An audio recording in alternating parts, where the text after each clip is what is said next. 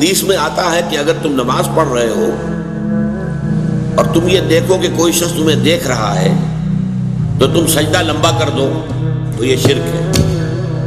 پہلے تمہارا سجدہ فرض کیجئے 10 سیکنڈ کا تھا، جب تم نے دیکھا کہ کوئی تمہیں دیکھ رہا ہے اب آپ نے 5 سیکنڈ کا اضافہ کر دیا، 15 سیکنڈ کا سجدہ کیا۔ یہ 5 سیکنڈ کس کو سجدہ کیا آپ نے؟ یہ اللہ کے لیے نہیں ہے، یہ اس شخص کو دکھانے کے لیے، یہ شرک خفی ہے۔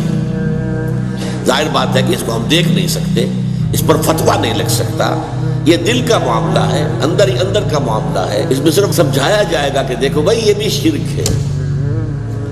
حضور نے فرمایا کہ شرک خفی کو پہچاننا اتنا مشکل ہے جتنا کہ کسی گھپ اندھیری رات کے اندر کسی سیاہ پتھر پر چلنے والی سیاہ چیونٹی کو دیکھنا مشکل ہے۔